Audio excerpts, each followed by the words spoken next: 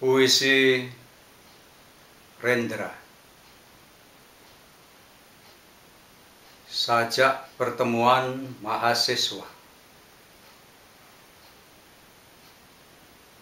Matahari terbit pagi ini, mencium bau kencing orok di kaki langit, melihat kali coklat menjalar ke lautan, dan mendengar dengung lebah di dalam hutan.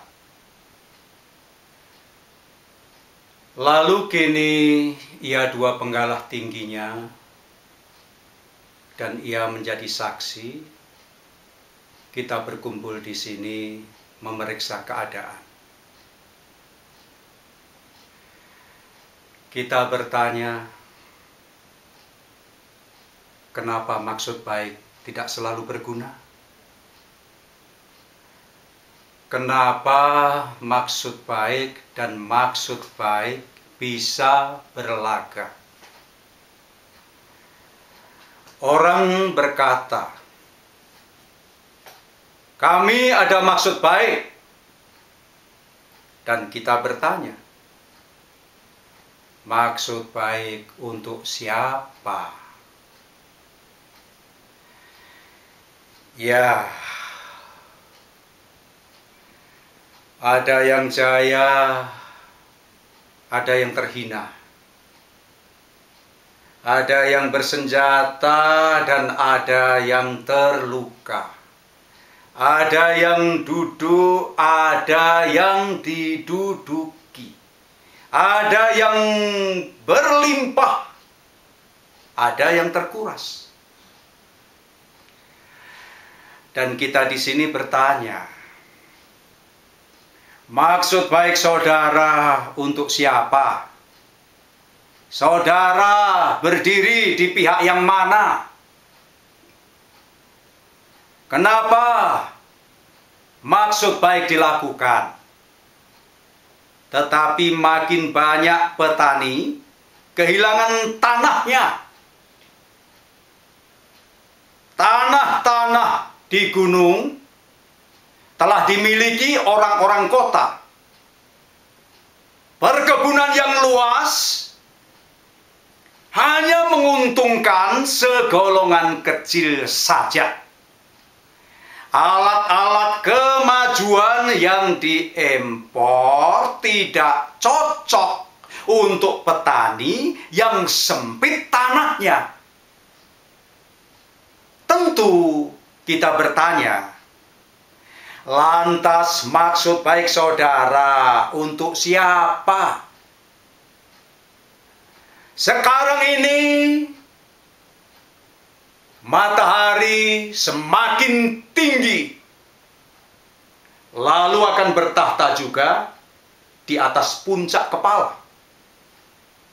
Dan di dalam udara yang panas, kita juga bertanya, kita ini dididik untuk memihak yang mana?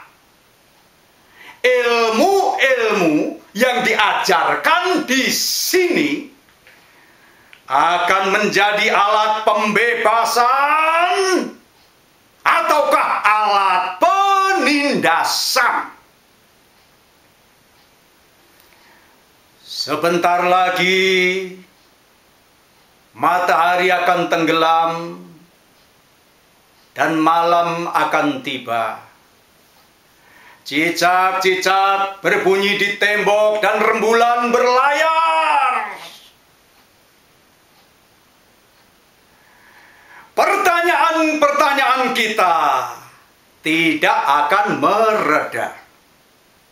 Akan hidup di dalam mimpi. Akan tumbuh di kebun belakang.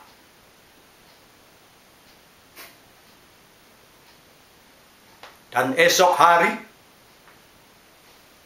matahari akan terbit kembali. Hari baru menjelma. Pertanyaan-pertanyaan kita akan menjadi hutan lautan atau masuk ke sungai, menjadi ombak di samudra. Di bawah matahari yang ini, kita bertanya, ada yang menangis, ada yang mendera, ada yang habis, ada yang mengikis. Dan maksud baik kita berdiri di pihak yang mana?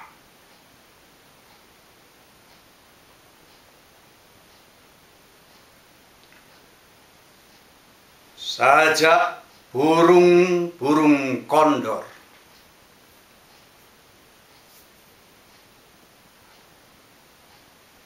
angin gunung turun merembes ke hutan,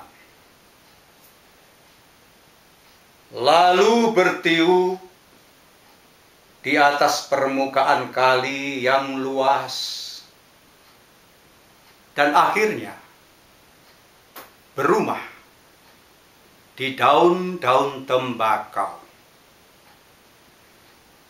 Kemudian hatinya pilu melihat jejak-jejak sedih para petani buruh yang terpacak di atas tanah gembur, tapi tidak memberi kemakmuran bagi penduduknya. Para tani buruh bekerja, berumah di gubuk-gubuk tanpa jendela,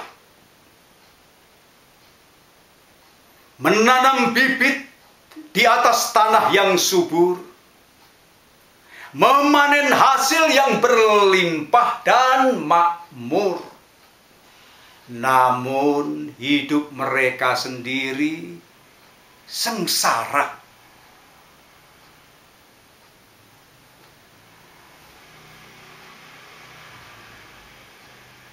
Mereka memanen untuk tuan tanah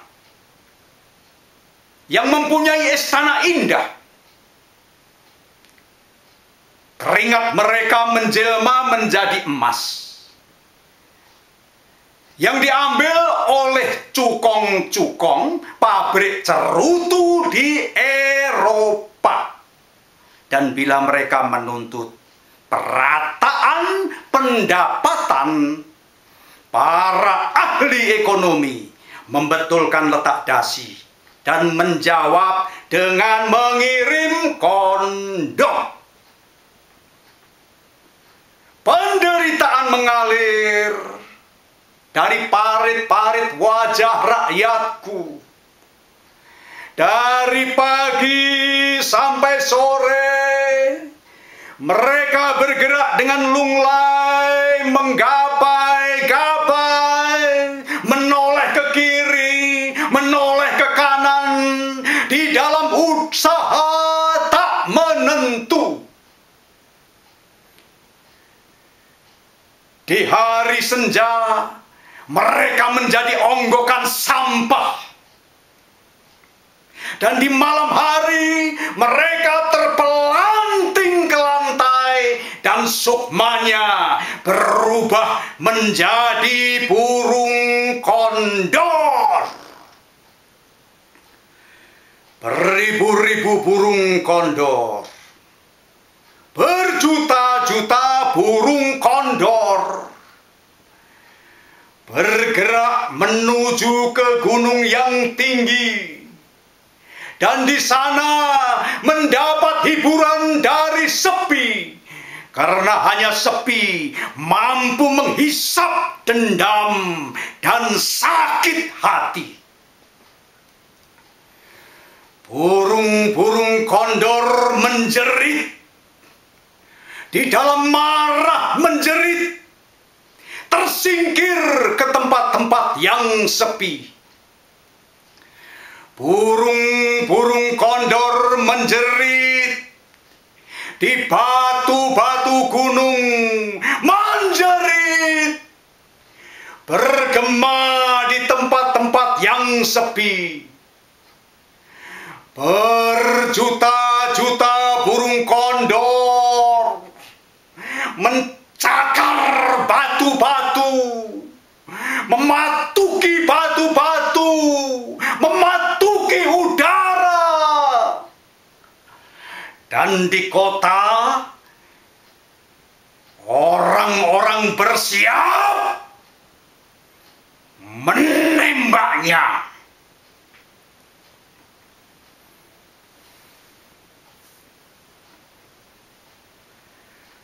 Sajak peperangan Abimanyu, untuk putraku Isayas Sadewa,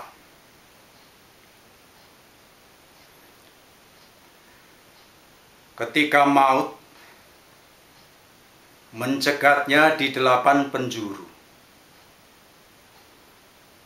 sang kesatria berdiri dengan mata bercahaya.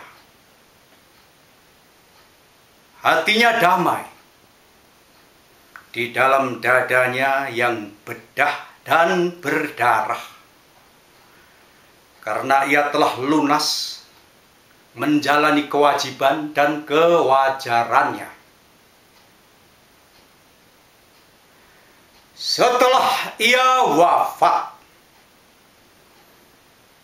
apakah petani-petani akan tetap menderita, dan para wanita kampung tetap membanjiri rumah-rumah pelacuran di kota? Itulah pertanyaan untuk kita yang hidup. Tetapi bukan itu yang terlintas di kepalanya ketika ia tegak dengan tubuh yang penuh luka-luka. Saat itu ia mendengar nyanyian angin dan air yang turun dari gunung. Perjuangan adalah satu pelunasan cita dan rasa. Perjuangan adalah pelunasan kesimpulan penghayatan. Di saat badan berlumur darah, jiwa duduk di atas teratai. Ketika ibu-ibu meratap dan mengurap rambut mereka dengan debu, roh kesatria bersetubuh dengan cakrawala untuk menanam benih, agar nanti terlahir pembela rakyat tertindas dari zaman ke zaman.